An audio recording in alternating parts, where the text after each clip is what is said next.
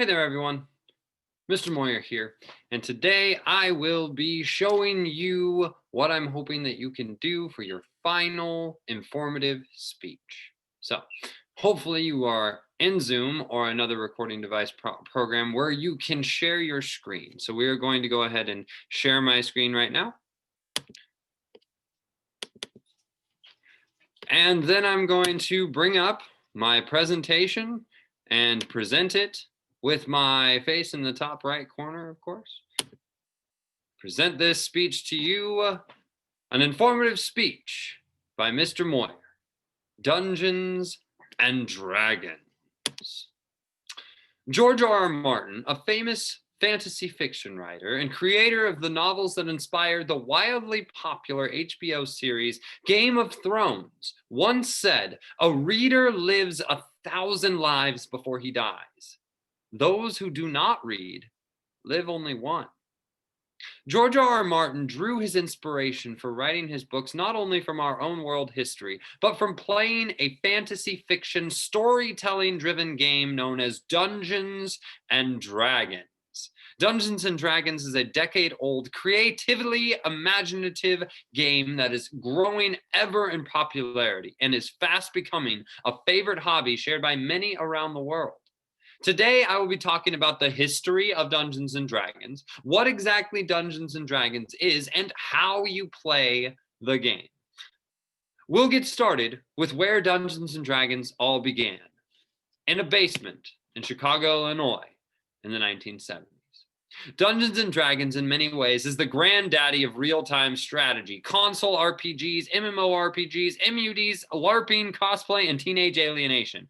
Dungeons and Dragons, one of the proverbial dice games of a generation, and the inspiration for much of the video game library that we each enjoy today, was the brainchild of a gentleman known as Gary Gygax, conceived as a way to keep his beloved wargaming from fading away. The thing Gygax created, well, you read about it for today. It was a gaming supplement called Chainmail, Rules for Medieval Miniatures. Clocking in at just over 40 pages, 44, there were some ads, Chainmail presented a sophisticated way to engage in dice-based miniature combat.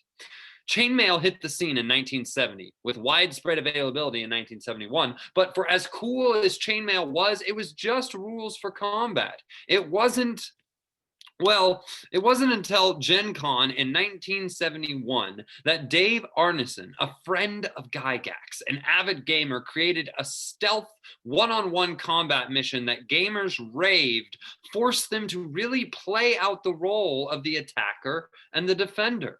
Role, you say? Play, you say?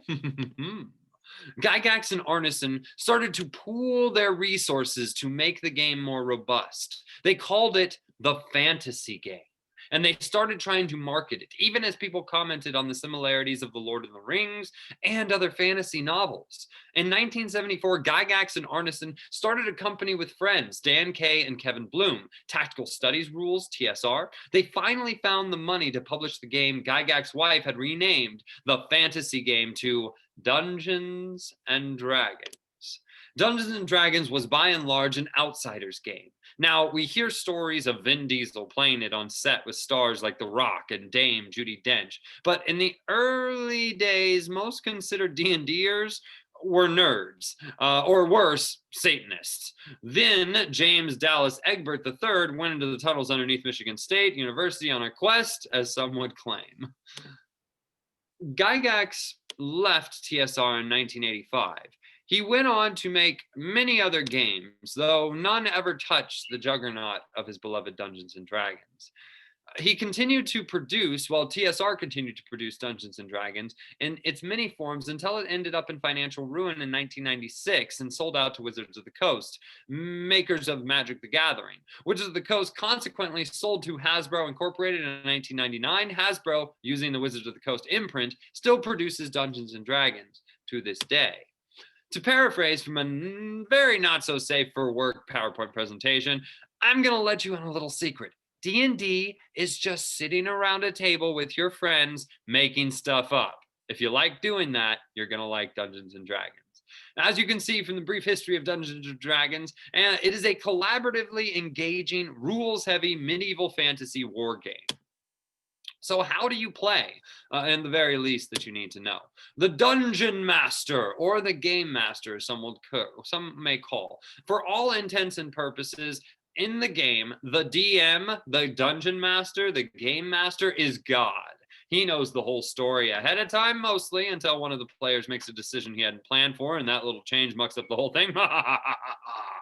But the DM knows the whole story. He knows a lot more than just the whole story. They will play the monsters and other non-player characters in that story. They tell us when and which dice that we need to roll. They tell us the outcome of the dice rolls, whether or not we succeed or fail. They tell us about any treasure or experience that we reaped from slaying the monsters that we've killed. And he also informs us what we've killed, or if we have indeed been killed. The dice, every action that has a potential positive or negative outcome is determined by rolling dice in this game. The DM will tell us which dice to roll. You add the numbers to the outcome to the other numbers on the character statistic sheet, and you keep track of it. Yes, sorry, there is math involved in the game, but it is basic math, basic not even a hardcore algebra that you'll learn right now today. Just simple math, simple basic math. Player characters. This is who will be playing. Things get very interesting here, as you can take on the role of many different things. You are not playing the game. A character is playing the game. To play a character, you take on a role. If you're good at staying in character and play well, the DM awards inspiration points, which you can use later to get out of a jam or do more damage or otherwise benefit the party. Small teams make up of 2 to 4 people will basically be playing each of the characters in our game. Every score is a role-playing tool. Don't get hung up on the technical stuff. If you are curious about something, just ask your dungeon master if you're confused. When in doubt, remember your character's traits, backgrounds, and motivations, and do what you think your character would do in that situation. Now, each of your characters have what are known as ability scores. You have physical stats, your strength, your dexterity, and your constitution. Strength being natural athleticism and physical power. Dexterity being agility, reflexes, your speed, balance, poise. Whereas your constitution is your health and your stamina. As well as the other abilities that you would have would be your mental stats, your wisdom, your intelligence, your charisma.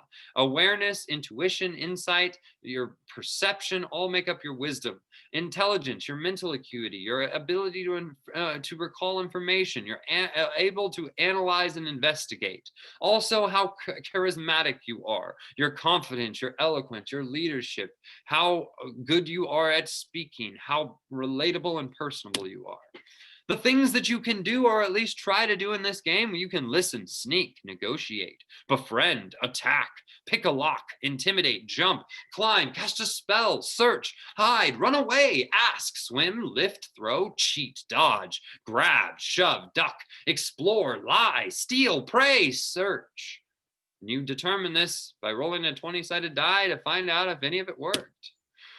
That which does not kill you makes you stronger, literally. If you do not die in this game, you get experience points. You get that for killing monsters. It helps you level up to get you more hit points, which is your life. The amount of damage that you can take before you fall unconscious and die.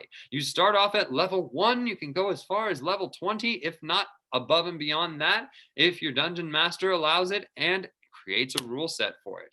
Classes. So what do you do for a living? What does your character do for a living? Are they a fighter? Are they the gladiator? Are they a knight? Are they a brawler? What type of fighter are they?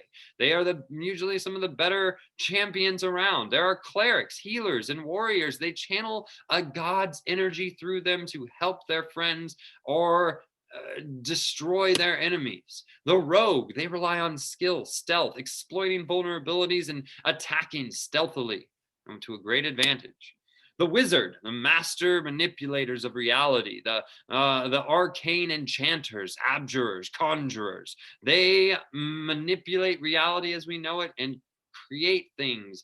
Dumbledore, Gandalf, Merlin. There are more classes than that as well. Barbarians, bards, druids, monks, paladins, rangers, rogues, sorcerers, warlocks, all of which you can be in this game. Don't forget about races. There are humans. Of course, if you want to be a human, you each get special abilities just by being a human. If you wanted to be a halfling, you get special abilities by being a halfling, a little hobbit. If you wanted to be an elf, long-lived and slender. They are powerful beings as well. They live to be ancient, over 750 years. Same with the dwarves, can be over hundreds of years of age, stout, strong, resolute, and stubborn. The dwarf race is a playable race, and more. The dragonborn, the gnomes, the half-orcs, the tiefling, and more. Consult your player's handbook if you're curious. Now that we've learned the history of Dungeons and Dragons and what the game's all about, let's turn our attention more towards the more intriguing aspects and discuss how you actually play the game. Well, we've discussed slightly, a little, or alluded a bit to it, but alignment is what are your character's values and how you adhere to them. This is what your character would do or how you would play your character. When you understand alignment, this is the best way to decide what your character will do when somebody like your dungeon master asks your character, you're broke, hungry, have no place in the camp. The innkeeper has just offered you 100 gold pieces to burn down his rival's place across town, which is vacant and undergoing renovations currently. It is, however, guarded by 2 big trolls. What would your character do? If you would say that your character would go and burn that house down, I would say that you're a pretty neutral and possibly evil character, willing to just work for gold. If you would say, no, I do not wish to burn down another person's place of residence, that seems like a very good act. You sound like a very good character in that. So your morality, there are 9 alignments that you could choose from. Your morality and the attitude in which towards your morality. Are you a good creature, a neutral creature, evil creature? Are you lawful? Do you abide by the law? Are you chaotic? You abscond the law. You don't care about the law at all. Or do you follow what laws you do tolerate some, but some you just do not? So you're kind of in the neutral. So when in doubt, play your character, not necessarily their alignment. Try not to let your character die, but sometimes it will happen. And when it does, there will be a great imaginary funeral. And a new hero will be risen.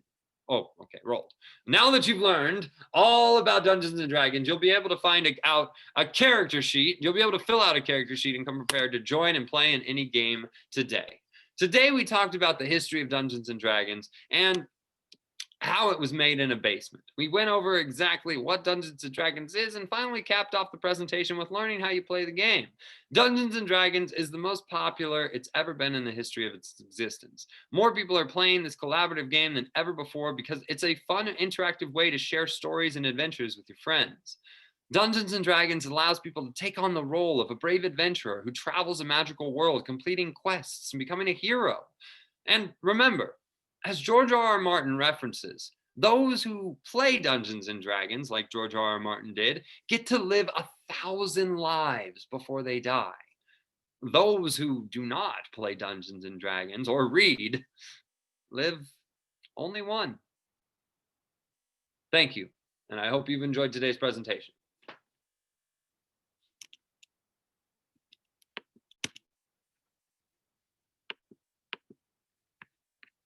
That is the example, ladies and gentlemen. I hope that you have gleaned something off of it. It, of course, does not have to be this long. Mr. Moyer just is very passionate about Dungeons and Dragons and hopes you learned something today. So, have a great day. We'll see you soon. Laters.